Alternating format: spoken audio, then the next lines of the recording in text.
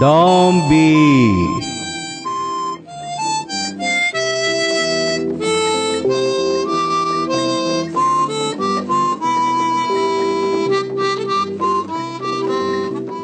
అనగనగా ఒక గిరిజన గ్రామం.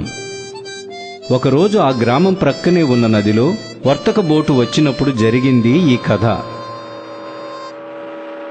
వర్తక బోటు వచ్చిన ప్రతిసారి భలే సరదాగా ఉంటుంది. అది నెలకొకసారే వస్తుంది. కొన్నిసార్లు అంత తరచుగా రాకపోవచ్చు.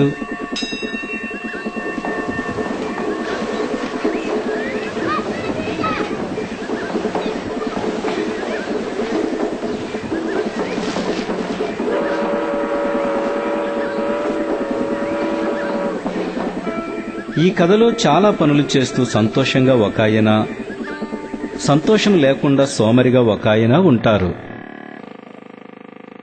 భార్య చనిపోయి ఒంటరిగా ఉంటున్న ఆ ఊరి పాస్టర్ గారికి పిల్లలు కూడా లేరు.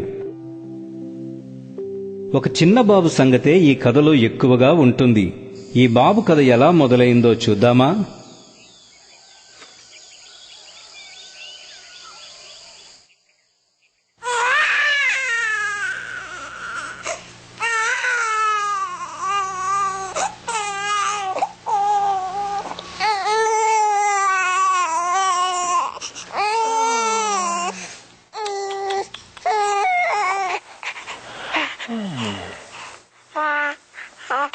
బుచ్చిగా ఉన్నాడే వీడు. నీ పేరేంటి నాన్నా? ఎవరా పిల్లాడు? నాకేం తెలుసు. ఎవరో ఈ పిల్లాన్ని మన గుమ్మంలో వదిలేసి వెళ్ళిపోయారు. మనం పెంచాలనా? ఏం పెంచకూడదా? చంటి పిల్లాన్ని పెంచడం చాలా కష్టం. ఏం పర్వాలేదు. వాడు పెద్దోడైతే ఇంట్లోనూ తోటలోనూ ఎంత సహాయంగా ఉంటాడో ఆలోచించు. నువ్వు అర్థం చేసుకునే లోపల వాడు ఎదిగి నదికెళ్ళి నీళ్లు తెస్తాడు. తడిగొడ్డు పెడతాడా? బహుశా. నీ పేరు మాకు తెలియదు కాబట్టి మేమే నీకొక పేరు పెడతాం. ఏం పేరు? డాంబీ అని పిలిస్తే బాగుంటుందనుకుంటాను. ఈ పేరు బాగుందా? డాంబీ మంచి పనోడైతే ఆ పేరు మంచిదే.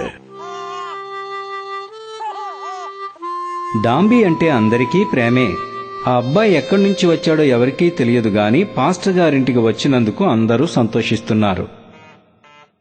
అదిగోండి, ఆ వంటవాడు తప్ప అందరూ సంతోషిస్తున్నారు.